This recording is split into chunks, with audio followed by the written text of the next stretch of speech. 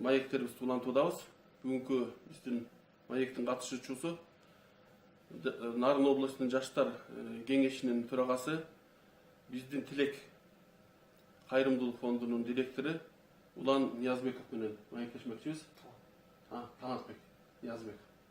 Талантбек Ниязбеков. Кайры. Өчүп саласыз. Батат. Саламатсыздарбы, урматтуу көрөрмандар. Биз Сарысеп гезити сайтынын YouTube каналынын Нарын облусундагы маектешүүлөрүн сиздердин назарыңыздарга сунууну улантуудабыз. Бүгүнкү биздин маегибизге келип берген мырза Талантбек Ниязбеков.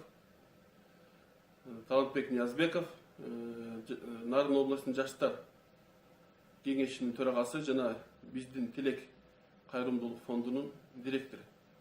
Негизи ошо жаштар кеңешинин иш чараларын айтканда, сүйлөшкөндө 10 негизги багыт бар экен. Биз ошолордун ичинен 3 багытты ага байланыштуу дагы 2 тармакты тандап алдык.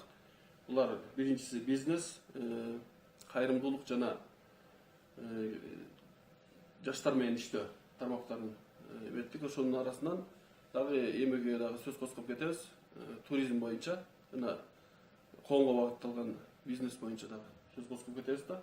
Ошо коомго багытталган бизнес деген нерседе баягы көрөрмандарга бир кызыктуу болуш керек да. Бизнес менен алектенген, ишкерлик менен алектенген жаштар мисалы биздин көрөрмандар көп да. Анан бизнес менен кайрымдуулук бул бири-бирине мындай карама-каршы келген нерсе эмеспи? Чынын айткандачы, баягы адам бизнесмен кирешеге жана көп киреше табууга багыттайт да өзүнүн ишин. Жана кайрымдуулук эмне үчүн ошол дүйнөдө бар нерсеби же кандай эмне себептен ошо коомго багытталган бизнес деген тармактарга көбүрөөк көңүл буруп атасыздар да? Сиздерге чоң ыраазычылык билдиребиз. Негизи бул социалдык бизнес социалдык долбоорлор негизи бул дүйнөлүк практикаларда бар. Өнүккөн мамлекеттерде негизи жаштар уюмдары же болбосо жаштар кайрымдуулук фонддору, негизи эле фонддор түзүлгөндөн кийин аларды баягы эч ким мамлекет жактан каржылабайт да. Баягы фонддор өзүнүн баягы туруктуу болуш үчүн, уюм туруктуу болуш үчүн бул социалдык долбоорлорду иштеп чыгыш керек да. Социалдык долбоорлордун жыйынтыгы менен уюмду мисалы биздин кайрымдуулук фонд, биздин Тилек кайрымдуулук фонду бул түзүлгөндөн кийин бул социалдык долбоор болот. Биз ал жерде баягы балдардын билимине, ошолордун баягы тамак ашына, ошолордун окуу куралдарына, Кайсы балдардын? Ал жерде баягы жаштардын, анын ичинде баягы муктаж үй бүлөнүн балдары, анын ичинде биздин баягы томолой жетим балдарыбыз бар. Аларды анан негизги эле баардык багытыбыз бизди жаштарга инвестиция кылуу, билим жаатында. Биздин жаштар билимдүү болуш үчүн келечекте баягы Кыргызстанды өнүктүрчү биздин жаштарыбыз да. Анын үчүн аларга биз билим жаатынан жардам беребиз. Билим жаатынан жардам бериш үчүн бизге каржы маселеси керек да. Каржы маселесин кайдан табабыз деген маселени чечиш үчүн жанагы социалдык долбоорлорду иштеш керек. Мисалы социалдык долбоор болсо, ал акча талап, түшкөн акча ошол биздин Тилек кайрымдуулук фондун каржылайбыз. Ушул социалдык азыр бизде баягы өзүбүздүн кинотеатрыбыз бар. Ошол кинотеатрдан түшкөн акча ошол ине карындаштарыбыздын билим алуусуна жумшалат. Ошол биздин Тилек кайрымдуулук фондунун кинотеатры ошол алдын ачылган. Бул ошо демек бул жерде кыскача эгер эметсек, корутундуласак, коомдун туруктуулугу үчүн бизнес кандайдыр бир кайрымдуулук иштерин кылыш керек экен да. Негизи баягы социалдык бизнес бул коомго, адамдын өзүнө, андан башка жагы башка бир чөйрөгө жардам берүүчү бизнес да. Мисалы жеке бизнестер болсо, алар баягы адам өзүн гана өстүрүү жана өзүнө акча табуу болсо, бул социалдык долбоор, социалдык бизнестер булар коомго дагы пайда тийиш керек. Өзүнө дагы, коомго да пайда тийгизсе, бул социалдык долбоор. Эми ошондой бизнес менен алектенген, ишкерлик менен алектенген жаштар башка ошон коомго багытталбаган бизнесмендерге менен салыштырганда канчалык пайыз дейм да, мисалы Нарын областында. Эми азыр бизде быйылкы жылдан баштап негизи муну баягы башка чет мамлекеттерде ушакта бир тажрыйбалуу окуп жүргөндө негизи көргөнбүз бул багыттардычы. Анан ал жактар азыр бизге быйылдан баштап биз буларды ача баштадык, социалдык бизнестерди. Анан ал жерде жаштар өзүнүн бизнес ачам деген жаштар аябай көп кызыгуу болуп атат. Анан алар бизнесин ачкандан кийин алар өзүнө эле акча топтобосто бул коомго дагы жардам берип атат да. Анын ичинде шаар дагы бар, анын ичинде жаштар дагы бар, анын ичинде өзүнүн үй бүлөсү. Мен бизнесменмин дейм. Мен бизнесмен боло албай койдум, бирок бизнесменмин дейм, акча таап атам, ишим жүрүп атат. Мага мисалы кайрымдуулукка үгүттөш үчүн сиздер эмне кыласыздар? Мен мисалы аны негизи адам баласы өзү каалабайт да. Мындай кайрымдуулукка үгүтсүз мен ойлойм да. Мүмкүн эмес да, кандайдыр бир үлгү көрсөтүш керек, бир мисалдарды бериш керек. Ошонун кайрымдуулук кылуунун бизнеске пайдалуулугун кантип сиздер түшүндүрөсүздөр бизнесмендерге? Эми биздин кайрымдуулук уюмубуз негизи бул элдерден деле баягы буга жардам берип кой деп биз элдерден деле өтүнбөйбүз. Негизи биздин өзүбүздүн интернет баракчаларыбыз бар. Ошол жерге биз жасаган иштерибизди жайгаштырабыз. Ошол жерден көп адамдар көрүп мен дагы жардам берейин дейт. Андан башка биздин жанагы кинотеатрыбыз бар. Ошол кинотеатрга биз баягы кино көрүп, анан коомго жардам берип атышат да. Анан ошол жерге келип кино көргөнү бул бизге коомго жардам бергени деген сөз да. Ал жерде биз баягы кинотеатрды баягы рекламалоодо бул сиздин түшкөн акча бул дагы бир инебиздин билим алуусуна жумшалат деп түшүндүрүү иштерин жүргүзөбүз. Ошолорду көргөндө анан көп адамдар кайрылып атат. Мен дагы жардам берейин, мен дагы кино көрүп кетейин, мен дагы бул нерсени сатып алайын деген нерселер менен көп адамдарга ошол жаатына багып берип атабыз. Социалдык тармактарда мисалы жана Facebook'та деле охват деген нерсе бар да, орусчасын айтып атайын, башка нерсени билбегендиктен. Айтып атасыздар, интернеттен ошо өзүбүздүн кайрымдуулугубуз жөнүндө маалыматтарды койгондо, ошондо кайрымдуулук кылгым келип атат силер менен бирге деген адамдар пайда болуп атат деп атасыздар. Ошолордун географиясы канчалык кең же силер мындай WhatsApp сыяктуу жабык группабы же кандай ачык болгондо канчалык жерлерден мындай жардам берели деп мисалы аракет кылып аткандар же жардам берип аткандар географиясы мисалы каяка чейин кең дейм да. Эми бул жерде азыр бул социалдык тармактар бул дүйнө жүзүндө кенен. Азыр технология өнүгүп аткандан кийин дүйнө жүзү буга мындай кенен көз карашты болуп атат да. Анан азыр бизде чет мамлекеттерден жазган адамдар бар. Мисалы сиздердин баягы шотуңуздар болсо, өзүңүздөрдүн эсеп баягы шотуңуздар болсо ал жакка салалы, бизден да жардам болсун. Анан Кыргызстандын ичинде бар, 7 областтан бар. Бардык областтардан бар. Анан бул жерде биз баягы биринчи иш менен көрсөтүп, анан элдерге баягы жеткенден кийин анан өздөрү жардам беребиз деп атышат да. А биз барып алып бул жерге жардам бергиле деп биз айтпайбыз. Биз ошол өзүбүздүн жасаган иштерибизди көргөндөн кийин эле элдер жардам бергенге буюрса күндөн күнгө жардам берем деген элдер көбөйөт. Эми ушул 7 область деген нерседен биз бизнеске жана туризмге өтөлү да. Сиздер мен билишимче чет элдик туристтерди кабыл алып бияктарда жайгаштырып, анын жергесинде кыдыртып кандайдыр бир кызматтарды көрсөтүп, алар менен иш кыласыздар да. Бирок Япония сыяктуу мисалы географиясы кең, мисалы Япония көп элерден турат экен да. Аралдардан турат экен да. Буларда ошо ички туризм өнүктүрүү өтө ошо маани беришет экен, анан ал дагы өтө кирешелүү экен да. Эми биздин Кыргызстандын деле мында карасаң азыр элибиздин көбү башка областтарды көрө элек да. Мисалы мен өзүм ошондо мисалы дастан болуп жүргөн Сары Челекти көрө элекмин, Опшут атаны көрө элекмин, мисалы Баткендин гүлдөп аткан убагында Айгүлдү көрө элекмин да. Ошондой жаатта бир кандайдыр эмелери барбы? Иштер, аракеттер, ой пикирлер дегендей. Азыр бизде дагы баягы жаштар саякат борборлор бар, борбор. Ал жакта жаштар биз биринчи баягы жол көрсөтүүчү деп коет, эми орусча айтканда гид-проводник деп коет. Бизде баягы гид-проводниктерди окутканбыз. Ал жерде баягы ошол жерге барып, баягы туристтер барчу же болбосо кызыкчу, мисалы Таш-Рабат, Соңкөл деп койсок, ошол жерге барып аларды окутуп, практика өткөрүп, анан баягы 3 айдан ашык окутуп, анан баягы биз жол көрсөтүүчүлөрдү ошолорду кантип сунуш керек кардарга? Ошолорду биз окутканбыз. Алар баягы окуп бүткөндөн кийин алар баягы негизи баягы туризмдеги бир өзгөртүү, бир туризмди өнүктүрчү бир адамдар бул гид проводниктер да болот да. Жол көрсөтүүчү. Алар туура жол көрсөтүш керек, туура тарыхты айтып бериш керек, туура биздин баягы Кыргыздын каада салт үрп адаттарыбызды кененирээк айтыш керек. Аны үчүн бизде баягы окутуп, билим алып, анан азыр жаштарды даярдап атабыз. Анан негизи бул ички туризм өнүкмөйүнчө, негизи сырткы туризм өнүкпөйт да. Неге? Негизи биз баягы ички туризм өнүккөндө адам, мындай ички сезим менен адам, мисалы сиз айткандай барып көрмөйүнчө ал жердин баягы көз көрмөйүнчө бир нерсесин тата албайсыз да, мындай даамын биле албайсыз. Руханий. Мисалы бул туризм бул көкүрөк анан курсак дейт да. Негизи көз менен көрүш керек.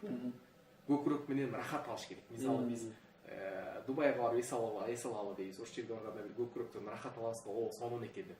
Көзүбүз көргөндө бир дагы рахаттанабыз. О, укмуш жер экен. Бизде жок нерселер, мисалы деңиз бар же ушундай экен деп биз о деп баягы укмуш суктанабыз да.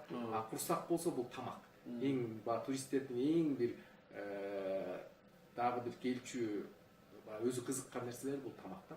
Ушул 3 нерсе өнүксө, туризм өнүгөт деген баягы дүйнөлүк баягы туризм бизнестеринде айтылган баягы терминдер бар. Анан бизде ушул нерсе болуш керек да. Биринчиден туризмде баягы көз көрүш үчүн бир нерсе жасаш керек. Мисалы көзүбүз көрүп келгенде, сиз барып ошол жерди көргөндө о деп рахат алышыңыз керек. Анан ошол жерге баргандан кийин көкүрөк менен рахат алып, таза экен, тартиптүү экен, жакшы кабыл алышат экен, жылмайып тозуп алышат экен деген нерселерди сиз мындай ыраазы болсоңуз, анан баргандан кийин тамагы жакшы экен, бардыгы сонун экен деп келсеңиз, сиз анан башкаларга айтып баштайсыз да. Анан сизден уккан киши дагы башкаларга айтат. Ошентип анан чет мамлекетке чыгат, ошентип анан сизге ишенген кишилер келет. Ишенген кишилер келе баштайт да. Анан бизде дагы ушул жерде баягы барсаң жылмайып тозуп албаса, барганда тамак аш мустак болсо, жаткан жер мустак болсо, барсаң бүт жер баягы бир таштандылар көбөйүп турса, ал жерге баягы биз ыраазы экинчи жолу келбейт да. Ошон үчүн биз биринчи өзүбүз барып көрүп, ошол жердин таштандыларын терип, тазалап, ошол жерди баягы карап, биринчи өзүбүз барып оңдосок, андан кийин анан чет мамлекеттегилер келет деген ишеничтемин. Азыр мисалы бир Нарын областынын кызыкча сунум деген сыяктуу нерселерди алдым да. Бизде мисалы Латвиядан Ош Жалдабат мисалы экинчи жолдой салынып калса аякында тез да келүүгө мүмкүнчүлүк болот экен. Ошол эле көл, ошол эле талаш чүйдүн элине мисалы Нарындын кайсы жерлерин сунуштайт элеңиз да, мисалы белгилүү жерлер да бар, мисалы сиз билген бирок көпчүлүк эл билбеген жерлер да бар болушу мүмкүн да. Ошол жерлерди кайсы жерлерде айтып кетсе өзгөчөлүктөрү барбы кандай? Негизи эми туризмде бул жерде баягы ар бир областтын өзгөчөлүгү бар да. Анан биз баягы областтын өзгөчөлүгүн тандап, мисалы фишка деген болот го. Ар бир областтын фишкасын тандап койсок, ошого жараша туристтер келет да. Анан негизги биздин Нарындын фишкасы бул экотуризм да. Экотуризм. Биз баягы тоолорубуз менен, сууларыбыз менен, көлдөрүбүз менен, ушулар менен туристтерге мындай сунуштай алабыз. Алар менен сыймыктанабыз. Анан азыр бизде баягы туристтер келет, келгенден кийин бардыгы эле ошол тоого кызыгат, сууга кызыгат. Азыр бизде жаңы тур маршруттар бар. Аларга барып барышса болот, туристтер барган. Мисалы бизде тарыхы кенен Таш-Рабатыбыз бар. Соңкөлүбүз бар. Андан башка жаңы бир тур маршрут ачылып атат, ушул Келсуу деген ат башыда ошол жакшы бир туристтер эң кызыккан бир көлүбүз бар. Көлдүн эмне өзгөчөлүгү? Эми бул көл баягы тоо, 4 тарабы тоо. Анан ортосунда баягы таштар, чоң-чоң таштар чыгып турат.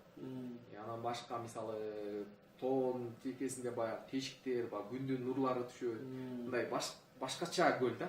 Мисалы азыр Кыргызстан алдын биздин интернет баракчаларыбызда дагы ал көлдүн сүрөттөрү бар, бирок ал Кыргызстан деп кыргыздар ишенбейт да. Анан бунун азыр биз жаңы тур маршрут, тур пакет даярдап баштадык. Бул буюрса келечекте ба туристтердин дагы келген бир чоң бир жайы болот келечекте. Анан биз азыр жаңы турлар, андай көлдөрлөр көп да, Нарында. Көп көлдөр бар. Аларды биз изилдеп, аныктап туруп анан жаңы жакшы тур маршруттарды ачканга аракеттенип атабыз. Азыр туристтик сезон деген түшүрүк бар да. Ошо мисалы Баткенде ошо айгүл гүлдөгөн, менимче ошо апрелдин башында да баштап гүлдөйт. Андан кийин өрүктөр гүлдөйт экен да. Ошол убакыт өтө баягы бул карасаңыз апрелдин майга чейин эң негизги жакшы туристтерге көрсөтчү жакшы нерселер болот экен да. Андан кийин бери келгенде Жалал Абад ушинтип келип Кыргыз мисалы эмеде Нарын областында эң баягы көптүү көркөм сезон кайсыл айдан баштап кайсыл айга чейин созулат да. Мисалы жердин баары ысык болуп аткан кезде нарын салкын болот, жайында мисалы. Бизде негизги туристтердин кызыгуусу ушул майдан октябрга чейин. Майдын ортосунан кийинби жагат. Жок, апрелдин ортосунан кийин, апрелден баштап ошол октябрга чейин туристтердин келиши көп болот. Анан негизги биз апрелде биздин баягы кымыз менен дарылоо, кымыздан ичине деп коебуз. Кымыз менен дарылоо деген биздин турларыбыз бар. Аларга кызыккан адамдар да көп. Анан баягы июнга чейин кымыз менен дарылоо, кымыз ичип ошол жерди кантип байлайт, же болбосо кантип көрүш керек, кантип ат миниш керек деген туристтерибиз да көп. Ошого кызыккан ошол июнга чейинкилер бар. Июндан кийин баягы ысык боло баштайт да. Шаар ысык болгондон кийин ошол экотуризмдер башталат. Ошол бийик тоодогу жана 3000-4000 метр бийиктиктеги ошол жакта көлдөргө, ошол жакка барып мындай мурунку тарыхы бар, мисалы Таш Абад, көптөгөн биздин баалуу жерлерибиз бар. Ошолорго барып эс алышат августка чейин. Анан баягы августтан сентябрь айына чейинкилер болсо, ошо шаарда. Бизде да негизи Нарын шаары баягы өзгөрбөй калган шаарлардын катарында болчу. Мисалы Советтер Союзунан баягы өзгөрбөй калган, азыр баягы жаңы имараттар курулуп, баягы өзгөрө баштап атат. Негизи туристтер мындан бери 4-5 жыл мурун баягы өзгөрбөй калган шаар деп орустар көп келчү да. Ошону көргөнү көп келчү. Советтер Союзунун кандай болсо ошондой болгон. Азыр ошондой болгон шаар деп көп келишчү. Азыр баягы имараттар курулуп, жаңылануу башталды. Анан ал туристтердин саны азая баштады. Азыр болсо бизде баягы Миңкуш бар. Миңкушка да кызыгышат да көп. Миңкушта баягы Советтер Союзунан калган өзгөрбөй калган шаар да. Анан ошол жака барып дагы көрсөк деген туристтер көп да. Эми ушундан жаштар темасына өтөбүз да. Анан мен сизди билем, ошо чет өлкөдө окуп келгенсиз. Анан кыргыздар негизинен план деп коебуз. Кыргызча мерчем деп аталып атат го. Мерчем менен анча дос эмеспиз да. Стратегия түзүү, кандайдыр тактикалык кадамдарды аныктоо, конъюнктуралык өзгөрүүлөрдү эске алуу деген нерсечи кыргыздарда жок да. Бирок ошолду мисалы мен укканча сиздер кандайдыр бир коомдук сурамжылоолор жүргүзөт экенсиздер да. Бул бизнеске байланыштуу же айрымдуулукка байланыштуу, туризмге байланыштуу, же жаштар саясатына байланыштуу ошол сурамжылоолордун эмеси мындай натыйжаларды ал келеби ушундай нерселерди айтып берсеңиз. Бул нерсеси баягы суроонун негизги баягы өзөгү баягы кыргыз мерчем менен иштейбей эле кете берсе деле өнүгүп кете беребизби же сөзсүз мерчемдер керек бизге, пландар керекпи? Албетте баягы бир иштин башталышында бир план болуш керек да. Башталар алдында. Баштап алгандан кийин жок, башталар алдында бир план болуш керек да. План болмоюнча иш кантип баягы аныктайсыз, ишти кантип көйгөйүн же болбосо бир ийгилеген же болбосо бир күчтүү жак, алсыз жак деген нерселер болуп эмеспи? Алардын баарын аныкташ керек да. Мүмкүнчүлүктөрү, коркунучтары деген мисалы жана SWOT анализ деген болот эмеспи? Анализ жүргүзүш керек да. Анан анын ичинде сөзсүз бир иш баштаарда мониторинг кылыш керек. Изилдөө. Анан негизи биз баягы областтагы баягы жаштар, облустук жаштар кеңеши, облустун дагы жаштар ордолору бул жакта биригип биз изилдөөлөрдү сөзсүз жүргүзүп турабыз жаштар тармагында. Ошол эле сиз айткан айрымдуулук жагында, бизнес жаатында, жаштар жаатында. Анан бул жака азыр жаштарга болгонго тиешелүү биз баягы 2015-2020 деп жаштарды өнүктүрүү стратегиясын жазып чыктык. Ал жердеги жаштарды баягы областтагы жаштар кеңешинин алдындабы чыкканда. Азыр баягы биз жаштар дагы ошол жерге мүчө болуп, биз жаштарды өнүктүрүү стратегиясы деп, шаардын жаштарын өнүктүрүү стратегиясы деп жаздык. Ал жердеги жаштарды сурамжылоо негизинде. Жаштар кантип фокус группаларды уюштуруп, жаштар эмне жагында эмне көйгөйлөр бар, эмне ийгиликтер бар деп анан ошол стратегия жазып алдык да. Эми биз ошол жерден аныктай беребиз. Мисалы бул жерде бул уюмда мындай көйгөй бар, бул райондо бул көйгөй бар, бул райондо бул деп туруп анан биз баягы инвесторлор келсе, инвестиция же болбосо долбоорлор келсе, ошолорду биз ошол стратегиядан карап эле сунуштай беребиз да. Анан негизи стратегияны дагы жазып, ошонун ичинде баягы көйгөйлөр, ийгиликтер баягы баардыгын киргизип алгандан кийин бул адамга оңой болуп калат да, жашоодо делечи. Анан негизи керек бул нерсечи, пландап жашаган мындай жакшы. Ошол коркунучтарын айттыңыздар, мисалы, оңдосун алдында болуп, балким жаштар тармагында, эмне негизги эки үч коркунуч? Кайсындай нерсени оңдоп кетпесе, кандай бир себептер болушу мүмкүн деген сыяктуу. Негизи мен айтам, негизи баягы чет жакта да окуп жүргөн кезде ошол көптөгөн баягы мамлекеттерде болдук. Ал жактагы баягы маданият менен тааныштык. Негизгиси жаштардын биринчи, мен билбейм, негизи мындай кээде коркуп кетем. Ошо биздин маданият, жаштар мындай илгерки бир маданиятыбыз бар го биздин. Салтыбыз, ошол нерсе калып калса, бул биздин жеңишибиз болот да. Анткени бул жерде баягы башка чет мамлекеттерди карасак, жаш балдар деле мектепке мындай кызыгуулары көп жогурак. Ата-энени сыйлоо деген нерсе жогурак. Университетте окуйм деген нерселер жок. Мисалы ата-энени багам деген нерсе деле жок. А бизде жакшы бир калыптанып калган да. Мектепте окуйм, баягы университетте окуйм, андан кийин ата-энемди багам, анан турмуш курам деген нерселер бар да. А башка жактарды карасаңыз, баягы демократия деп эле демократиянын бир жаман жактарын да калып алышкан да. Мисалы укук маселелеринде атаң мисалы урушуп койсо, сен атаң мага мындай кайш айтып кой деген нерселер бар. Же болбосо бир сотко берип кой деген нерселер бар да. А бизде ал нерсе жок да.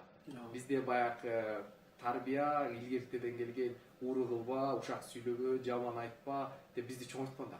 Ушул нерсе дагы биз ушул нерсе өнүгүп кетсе, сиз батыштан окугансыз да?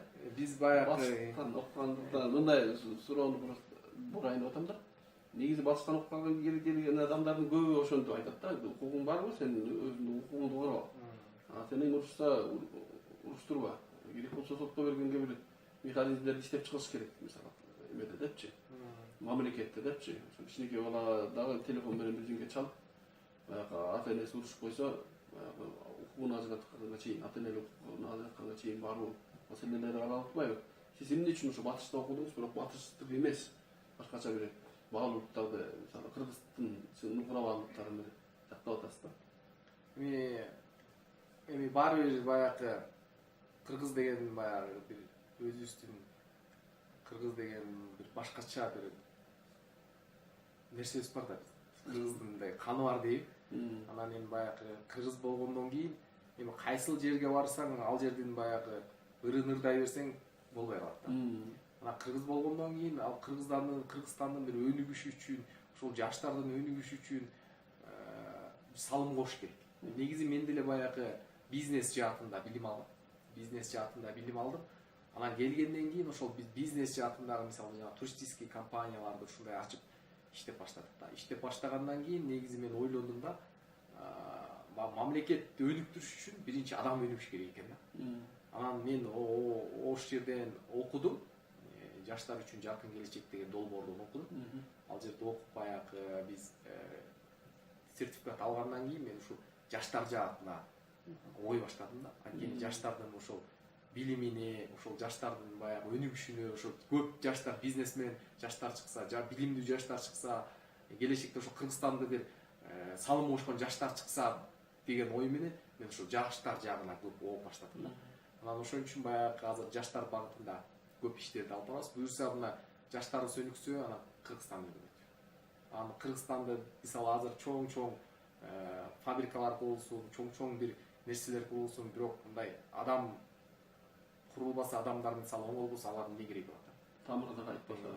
Алар да. Ошон үчүн бизде биринчи адамдар оңолсок, жаштар оңолсок, же болбосо жаштар өнүксөк, мындайча айтканда, жаштар өнүксөк, жаштар билимдүү болсок, жаштар мындай ыймандуу болсок, улууларды сыйласак, кичүүлөргө бир жол көрсөтсөк, анан келечекте ошол чоң заводдор, чоң фабрикалар, чоң экономика, чоң инвестициялар анан бизге келет. Инвестиция келсе да биз жылмайып тозуп алсак, билимдүү болсок, мисалы уурдабасак жебесек анан инвесторлор көп келет да ишенимче. Ошон үчүн баягы келечекте ошондой билимдүү тартиптүү бир жаштар көп болсун деген ниетте ошол мен жаштарга баягы инвестиция кылыш багытта жаштар тармагында азыр эмгектенип атам. Ошол негизи баягы биз өзүбүздүн каадат салт үрп адаттарыбыз, маданиятыбыз бул эң чоң биз үчүн белек да. Ушул нерсени сактап калсак биз мындай эч качан мындай жолдон адашпайбыз. Ал жерде тартиптүү бол, ууру кылба, ичпе, жебе, улуу кишилерди сыйла деген ата бабаларыбыздын бир бизге калтырып кеткен бир чоң белеги бар да. Ушул нерсе менен кете берсек эле биз эч качан мындай жаңылышпайбыз. Демек бул улуттун өзгөчөлүгү бир гана сырткы формалдуу бойдон калбаш керек экен да. Ооба. Жанагы мисалы кээ бир жерде барсаң этнографиялык жагынан эле көңүл бурулат, кийимдерин баягы адамдар келгенде ошо кийимин кийип коет. Келген кеткенде кийин баягы башкача бир кийимдер чыгып алып өзүнүн улутунан мисалы балким ата бабасы ал кийим менен көрсө уялмак. Ал жаштардачы.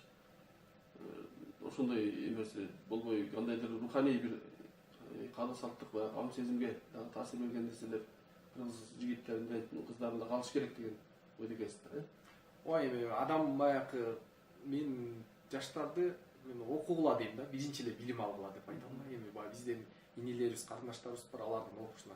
Азыр бир тил билген киши бир дүйнө тааныйт да. Анан тилди көп билиш керек. Алардын маданиятын, үрп адат, салттарын бардыгын окуш керек. Анан көп китеп окуш керек. Азыр мен жаштарга да айтам, аябай көп китеп окугула дейм да. Анан бул жерде баягы көп окуган билет деп коет го. Көп окуш керек, билиш керек. Бирок баягы бирөөнү туурабаш керек да. Мисалы Америкада окуп эле мен американец боло албайм да. Германияда окуп мен немис боло албайм да. Баары бир эле түпкү тегим баары акыры келип эле мен кыргызмын да. Ошон үчүн баягы кыргыз деген бир жакшы бир маданиятыбыз бар. Ошол нерсени сактап, билимдүү болуп кете берсек, биз Кыргызстан сөзсүз өнүгөт. Биздин максатыбыз Кыргызстанды өнүктүрүү да.